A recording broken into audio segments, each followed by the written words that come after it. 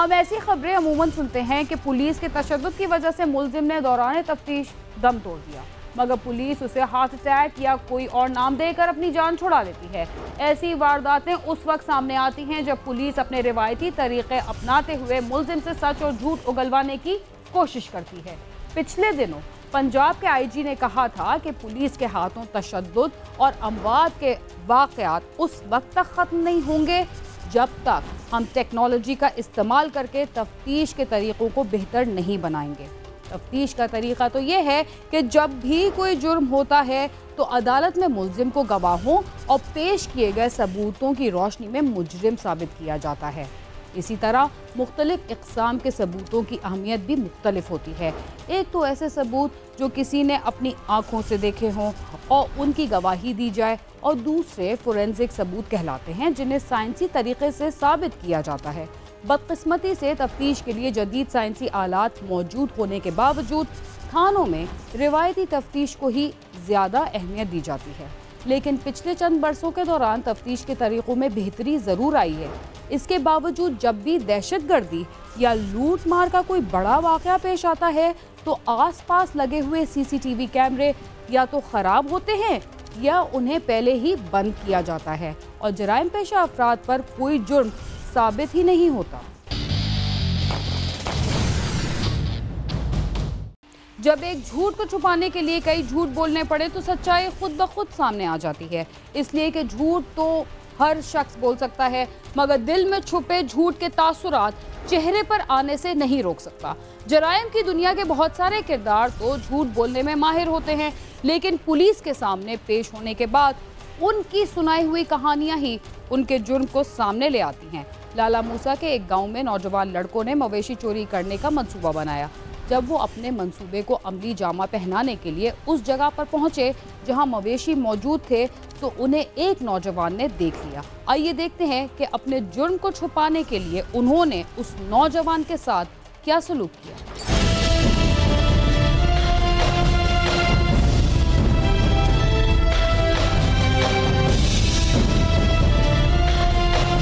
मुगलियांवाला लाला मूसा के रिहायशी इदरीस नामी शख्स ने दरखास्त दी कि उसका भाई शफीक एक रोज से लापता है, जिसके बाद पुलिस ने उसकी तलाश शुरू कर दी और इर्द गिर्द के लोगों से भी उसकी मालूमात ली गई। यकम तारीख को हमारे पास इदरीस नामी बंदा जो कि गाँव मुगलिया उधर से तलक रखता था, हमारे पास आया कि मेरा भाई शफीक जिसका नाम था वो कल से लापता है। उसकी दरख्वास्त पर हमने कंट्रोल पर कॉल चलाई, 4 शोर गोगा जारी कराया और ज़ाब्ते के मुताबिक जो कार्रवाई बनती थी वो की और FIR का दराज भी कर दिया। 1 नवंबर को हमारे थाना के एरिया में एक शफीक नाम का बंदा था, वो किडनैप हो गया।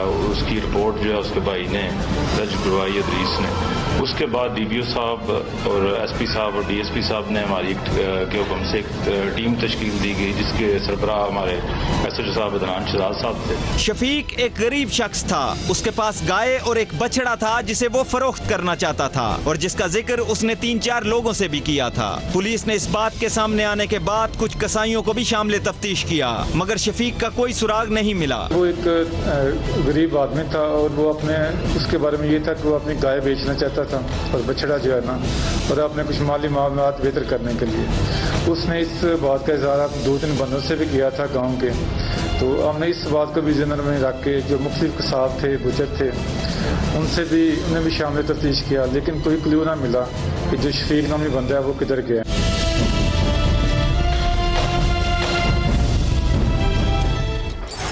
इदरीस की दी गई दरखास्त पर पुलिस शफीक को तलाश कर रही थी।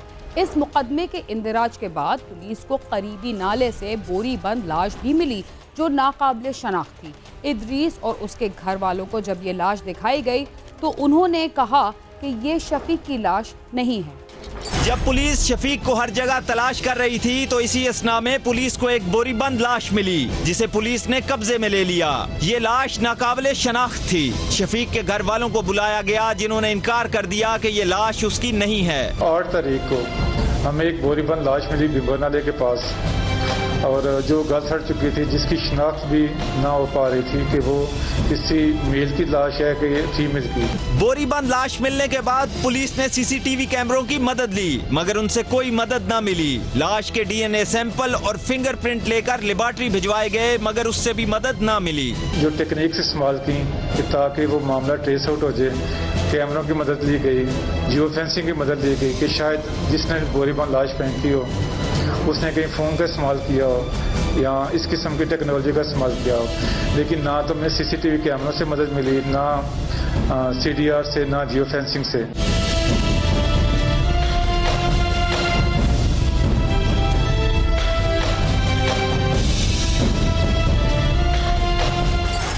शफीक को ढूंढने का सिलसिला जारी था, मगर इसी दौरान गांव से एक नौजवान सारिब गैर मुतवक्का तौर पर गायब हो गया। पुलिस ने उसकी तलाश शुरू कर दी और जब उसे गिरफ्तार किया गया तो उसने इंकिशाफ किया कि उन्होंने शफीक को कत्ल कर दिया था और पुलिस को मिलने वाली नामालूम लाश भी शफीक की ही थी। इसी दौरान इस गांव का सारिब नामी शख्स गांव से गैर मुतवक्का तौर पर गायब हो गया, जिसकी इत्तला पुलिस को मिल गई। पुलिस ने इस हवाले से मालूमात ली तो मालूम हुआ कि वो फैसलाबाद रुपोश है। उसे वहां से गिरफ्तार करने की कोशिश की, मगर वो गिरफ्तार न हो सका। सराउंडिंग में जो इलाके के सस्पेक्टेड लोग थे उनका हमने फिजिकल मूवमेंट चेक की कि उस दिन को वो किधर थे।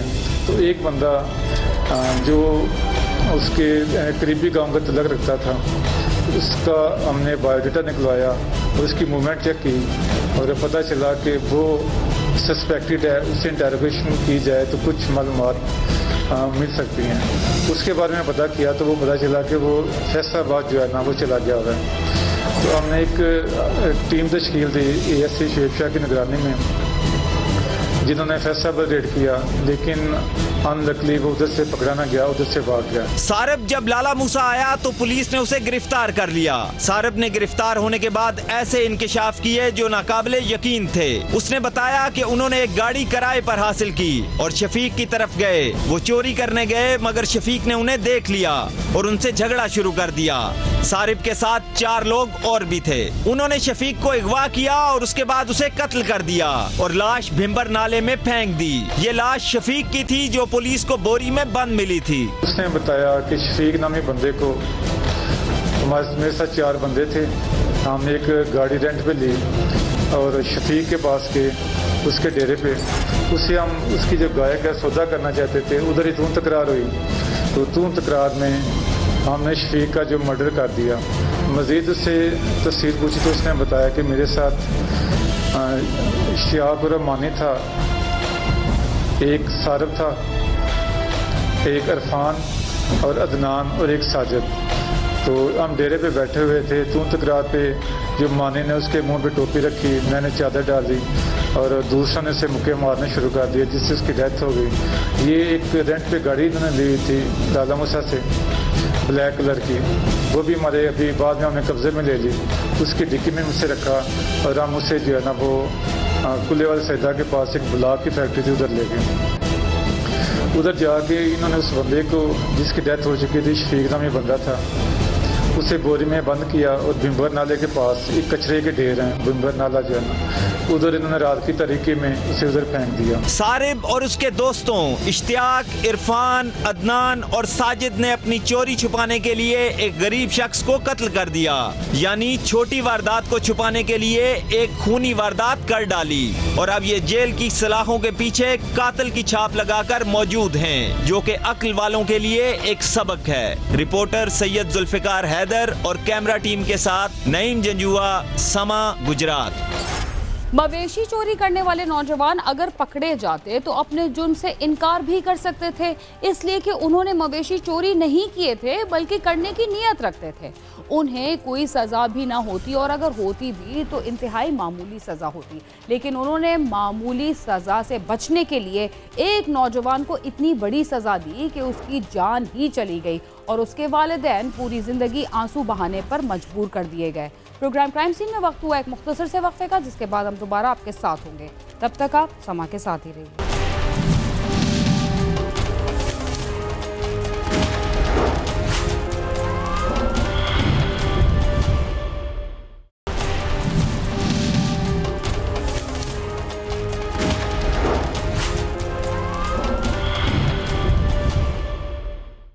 प्रोग्राम क्राइम सीन में एक बार फिर खुशामदीद।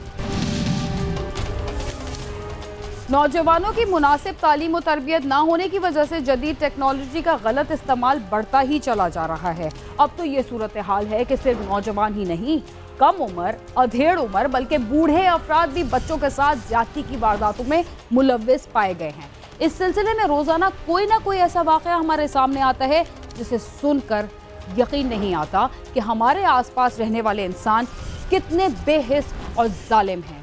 लाहौर में इससे कबल भी कम उम्र बच्चों और बच्चियों के साथ ज्यादती के कई वाक़यात पेश आ चुके हैं, मगर इस बार तो 7 साल की बच्ची के साथ जो नाकाबिले बयां वाक़या पेश आया उसमें सिर्फ 14-15 साल का लड़का मुलव्विस था। आइए जानते हैं ये अफसोसनाक वाक़या कैसे पेश आया। वाज़ेह रहे कि मुतासरा ख़ानदान की शनाख्त ज़ाहिर नहीं की जा रही।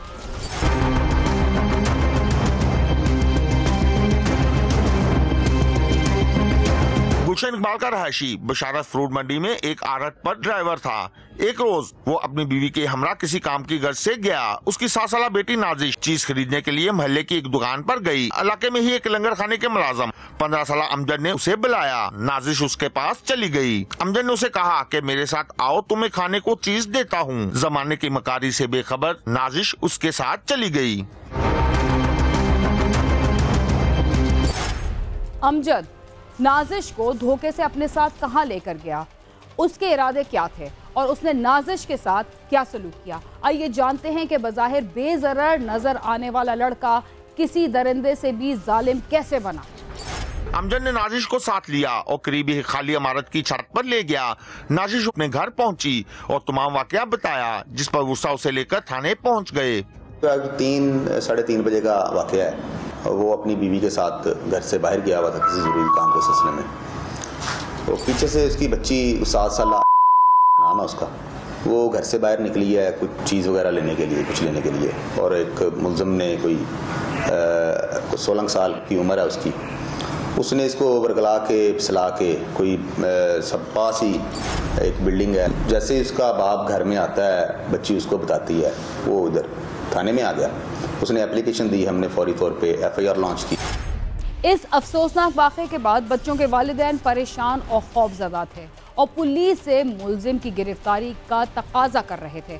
आइए देखते हैं कि पुलिस ने क्या कार्रवाई की, क्या मुलजिम गिरफ्तार हो सका या नहीं। गुलशन इकबाल पुलिस ने मुकदमा दर्ज करके बच्ची को मेडिकल के लिए अस्पताल भिजवा दिया, जबकि फौरी कार्रवाई करते हुए पुलिस की एक टीम ने मुलजिम अमजद को गिरफ्तार कर लिया, जो कि अपना सामान वगैरह बांधकर भागने की फिक्र में था। पुलिस हुकाम का कहना है कि मुलजिम से तफ्तीश जारी है। DNA के लिए नमूने फोरेंसिक लैब भिजवा दिए गए हैं। अफसरान ने बड़ी डायरेक्ट क्लियरली हदायत दी SP साहब इकबाल टाउन ने कि फौरी तौर पे जो मुलजिम को गिरफ्तार किया जाए।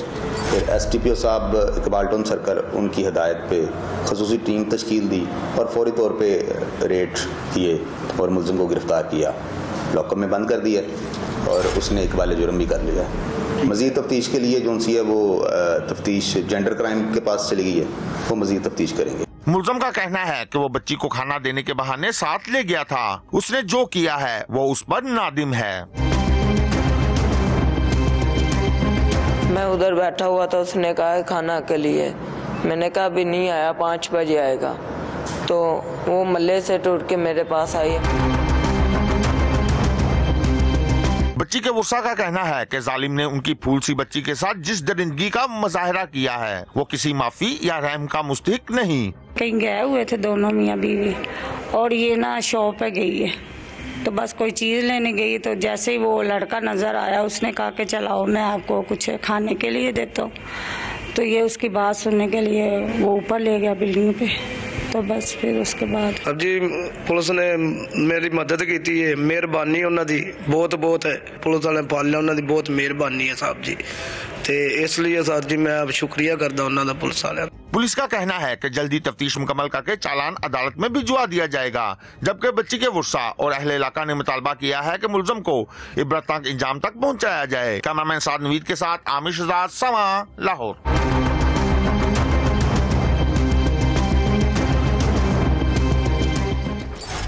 बच्चों के साथ तशद्दुद और ज्यादती के वाक़यात अब हद से ज़्यादा बढ़ चुके हैं। इस सिलसिले में हुकूमत कानून साजी के जरिए कई सजाओं के इतलाक पर अपने बयानात भी दे चुकी है, लेकिन जब तक मुल्जिमान को कड़ी सजाएं नहीं मिलती तब तक ऐसे वाक़यात में कमी लाना इंतहाई मुश्किल दिखाई दे रहा है। इसके साथ ही क्राइम सीन अपने अख्तिताम को पहुंचता है। अगर आप हमसे रब्ता करना चाहते हैं तो हमारा पता है cs@sama.tv। इसके अलावा आप ट्विटर, फेसबुक और यूट्यूब पर भी हमसे रब्ता कर सकते हैं और हमारा प्रोग्राम भी देख सकते हैं। बीना खान और क्राइम सीन की टीम को इजाज़त दीजिए और देखते रहिए समा।